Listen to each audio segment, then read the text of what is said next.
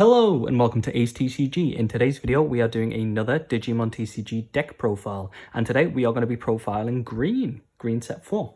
So yeah, let's get straight into it. So we are starting with the babies. We run 4 Budmon and 1 Tenemon.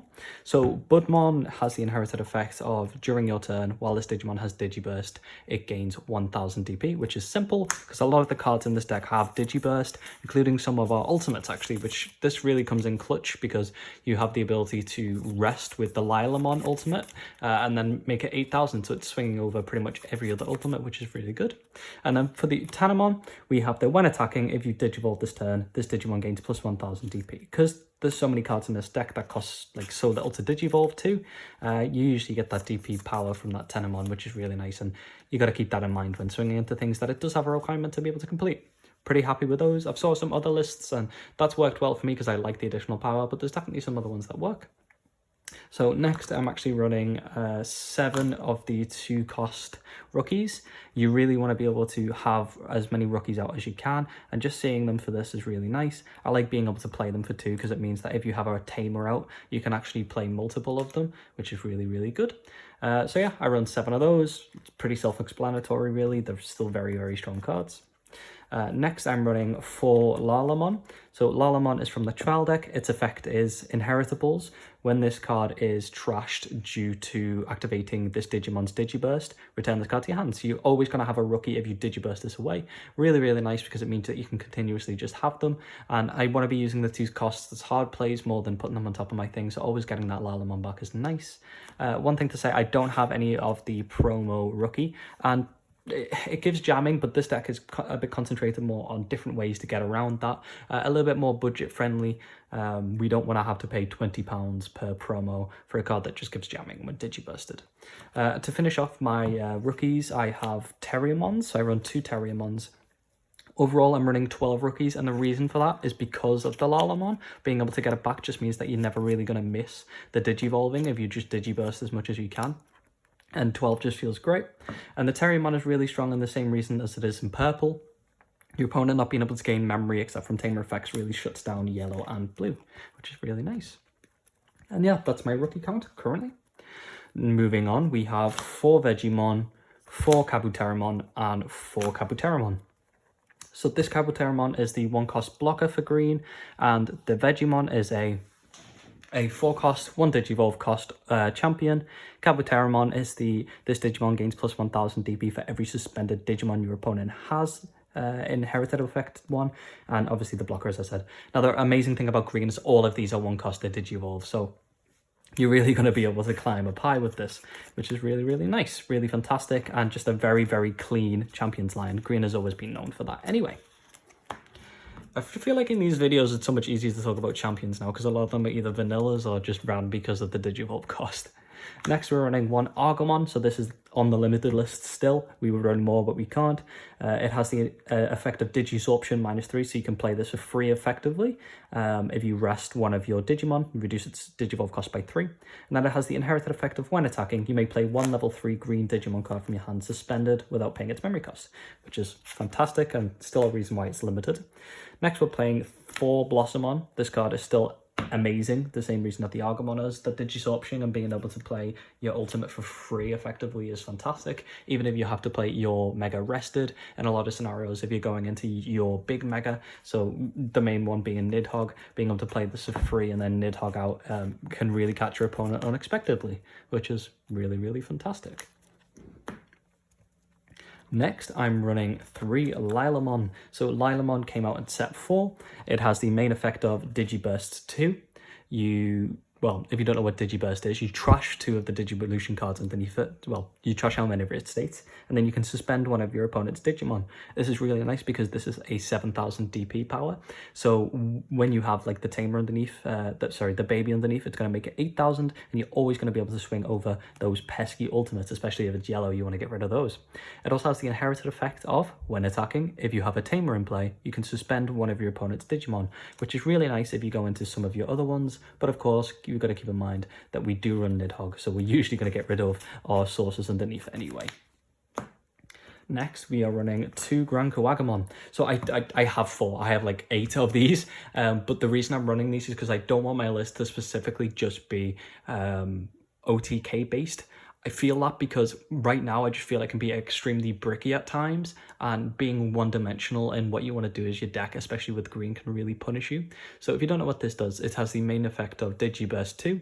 You can, one of your Digimon gain security attack +1 for the turn, which is really, really nice. It works really well with the Chaosmon because you're able to go, I attack for 3 with jamming usually, and then I Chaosmon, and then I'm attacking one of your Digimon, and also because I have piercing, you're going to take the additional power because it gives it to the Digimon for the turn. Really, really nice, and running 4 in the list is perfectly fine. It's just how I play. I didn't want to put too much into it, especially with not having the promos, but having the 2 to catch your opponent off guard can really come in useful at times. Next, we have the best green card right now by miles, Nidhoggmon. Nidhogg is amazing. It is so insane what it can do. So it's a 13 cost with a Digivolve cost of 5, which is definitely high. It has a DP power of 13, which is super high for a level 6. And has the when Digivolving effect of Digiburst 4. And you suspend all of your opponent's Digimon with 5,000 DP or less, and then place all of your opponent's suspended Digimon at the bottom of their owner's deck in any order, and you trash all the Digivolution cards of these Digimon. I've seen the amount of times like boards have been wiped and just games turned on the head because of Nidhogg. Your opponent's ahead, and then you just go, okay, I'll use my option card to rest your main thing, and then I'll Nidhogg, so it goes to bottom of deck, and all undeletion effects don't go off. There's no real way to interact with it. Like, you've got to play around this super hard if you're playing against green. You need to watch out for this Nidhogg. So really, really nice card, and I really like this as my main boss monster, really. Next up, I have 2 Bancho Stingmon. So a little bit different from what you might see in green lists in set 4. And the reason I'm running Bancho is really because of that. I have seen so many level 7s. Like, it's ridiculous. There's Chaosmon, Volderarms, Millenniummon, and then there's still Omnimons running around here and there. So Bancho Stingmon really comes in useful for me, and the reason I love this is I'll go over a little bit now. So Bancho has piercing built in. Really, really nice. It costs 3 to Digivolve, so if I have a Tamer out, I'm not going to be ending my turn by Digivolving. Now, the worst downside is it's got a 9,000 base DP, so it is weak in that sense. But it has the when attacking effect of, if you attack an opponent's Digimon that has 12,000 DP or more, this Digimon gets plus 7,000 DP and security attack plus 2. Until the end of the turn. Now that last sentence is very important, until the end of the turn. You give it this for the end of the turn, not for the battle. So when you Chaosmon on top of it, it still gains the inherited effects. Really, really nice. And now, as you would have seen then, Nidhogg is 13,000, and although Grand Quagmon is 11, there are still a lot of decks in the format that are at least like 12,000, 13,000. Both of the ancients have a 13,000 base, and if they aren't using the promo to die at the end of turn, you go into Bancho Stingmon, doing 3 inheritable, killing the thing, and then going into Chaosmon to kill the card that they summon is really, really useful. I really like the little Bancho Stingmon tech, and for me, it's a must-have in this deck right now. If you switch it out, it's perfectly understandable. I like a little bit of deck. I want a little bit of spice. I don't want my opponent to understand and expect fully everything. What I have seen a lot is I won't be able to, so like say I've bricked and I hard play a Lilamon. My opponent's playing with such confidence, they will attack with their Mega. They know I'm not going into Grand Kawagamon or even Nidhoggmon because I don't have the Digiburst sources. I want to be able to go into Bancho, and they're like, oh, this is not good, because I'm effectively doing exactly the same thing that Grand Kawagamon can, but also I'm getting all of my inheritables, so I can, on attack, effect rest a suspended Digimon, so that like it's just doing bits. It's just doing bits. I'm gaining power from my other stuff. It doesn't need it because it goes up, but there's some really nice stuff there, and I just like it as a tech. I think I spent quite a long time on the Bancho Stingmon there. Next up, we're running 3 Chaosmon. So some lists are running 2 Chaosmon, 1 Valderarms, and that's reasonable. I just like to be able to make sure that I'm drawing this one because of how my deck plays. So it has the piercing ability and the on Digivolve effect of unsuspend this Digimon, then it can attack your opponent's Digimon. This effect allows you, I'm breaking my words. This effect allows you to attack unsuspended Digimon as well. So you can remove really high targets, and it means that you can swing with your Mega and then swing again with the Chaosmon. And because we run 4 cards that are going to give us that inheritable, that gives plus security attack too, it means that you're going to be pretty much wiping your opponent's security out while also removing their board. And that's why this deck is really strong, to be honest, this set. It's pretty fun as well. Next, for our options cards, we're running 2 Needle Spray and 1 Hidden Potential Discovered. So Hidden Potential Discovered is still on the limited list, as well as the Argomon. And Needle Spray came in the trial deck. It's a 2-cost. It's basically Flower Cannon from last set, but a little bit nicer. So it has the main effect as well as Flower Cannon as suspend one of your opponent's Digimon, but also it has the inheritable effect of security. Activate this card's main effect, then add this card to your hand. So you defensively rest one of your opponent's cards, so you might save yourself, and add it to your hand so that next turn, if you have lethal by resting one of your opponent's blockers with the Needle Spray, then you're getting there. And that's how I've lost a lot of my matchups against green. They get the Needle Spray and the security, and the Needle Spray my only blocker, or just enough to be able to get through it. Hidden Potential, if you don't know what it does, it allows you to play your green megas effectively for free. So the next time one of your green Digimon digivolves this turn, you may suspend one of your Digimon to reduce the memory cost of the Digivolution by 5. Really strong. And also, security effect, just add this to hand, so you're always going to get this card. Really nice. Yeah, it's pretty nutty. What is something that is really good to acknowledge as well, you can actually still use this on Chaosmon. So this states the next time one of your green Digimon digivolves.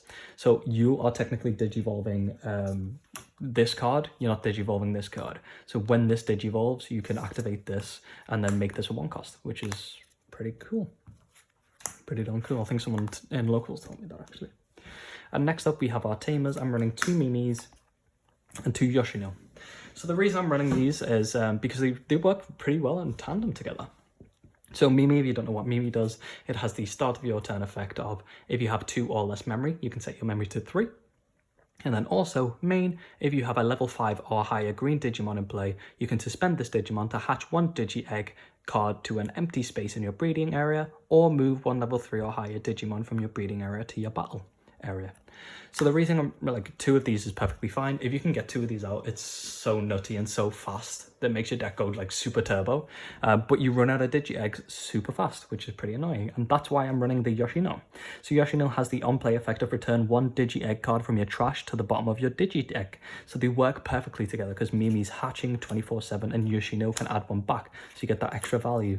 A reason that green tends to like panic a little bit late game is because you run out of eggs, and means that you effectively stop being able to use your Nidhogg, because Nidhogg needs to be able to burn 4 Digiburst away. You can only get to 3 if you are going from your rookie. So rookie, champion, ultimate, that's 3, and then you need that baby to be there, so that Yoshino really comes in useful.